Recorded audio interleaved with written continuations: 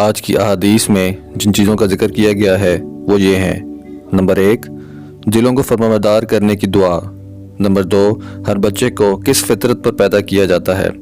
Number 3، اللہ تعالیٰ کے حجاب یعنی کہ پردے کا کیا نام ہے۔ نمبر 4، اللہ کا عرش پانی پر کب تھا۔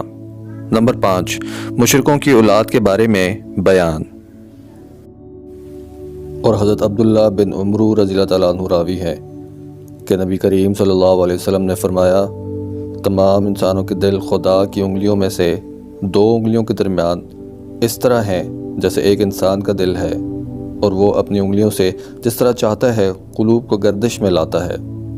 اس کے بعد حضور صلی اللہ علیہ وسلم نے دعا کے طور پر یہ فرمایا، اے دلوں کو گردش میں لانے والے خدا، ہمارے دلوں کو اپنی اطاعت کی طرف پھیر دے۔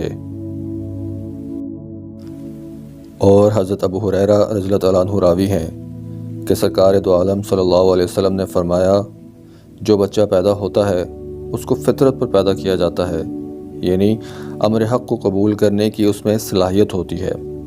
پھر اس کے ماں باپ اس کو یہودی یا نصرانی یا مجوسی بنا دیتے ہیں۔ جس طرح ایک 4 پایا جانور پورا 4 پایا بچہ دیتا ہے، کیا تم اس میں کوئی کمی پاتے ہو؟ پھر آپ صلی اللہ علیہ وسلم نے یہ آیت تلاوت فرمائی، یہ اللہ تعالیٰ کی اس بنائی کے موافق ہے جس پر اللہ نے آدمیوں کو پیدا کیا ہے۔ اللہ کی خلقت میں تغیر و تبدل نہیں ہوتا، یہ دین مستحکم ہے۔ اور حضرت ابو موسیٰ رضی اللہ تعالیٰ عنہ راوی ہیں کہ ایک مرتبہ سرکار دو عالم صلی اللہ علیہ وسلم نے خطبہ دیا اور 5 باتیں ارشاد فرمائیں۔ خدا تعالیٰ سوتا نہیں ہے اور سونا اس کی شان کے مناسب نہیں ہے۔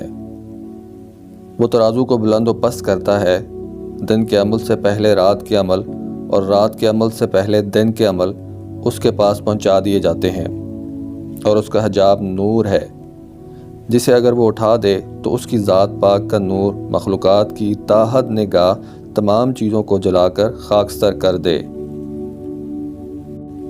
اور حضرت ابو ہریرہ رضی اللہ تعالیٰ عنہ راوی ہیں کہ سرکار دو عالم صلی اللہ علیہ وسلم نے ارشاد فرمایا، اللہ تعالیٰ کا ہاتھ یعنی اس کا خزانہ بھرا ہوا ہے، دن اور رات ہر وقت خرچ کرنا بھی اس میں کمی پیدا نہیں کرتا۔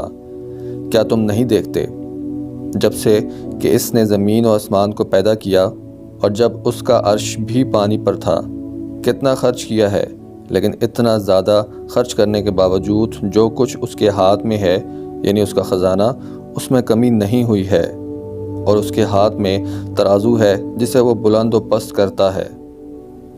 بخاری و مسلم اور مسلم کی روایت ہے، خدا کا داہنا ہاتھ بھرا ہوا ہے، اور ابن نمیر کی روایت میں ہے، خدا کا ہاتھ بھرا ہوا اور ہمیشہ دینے والا ہے، رات اور دن خرچ کرنے کے باوجود اس میں کوئی چیز کمی نہیں کرتی۔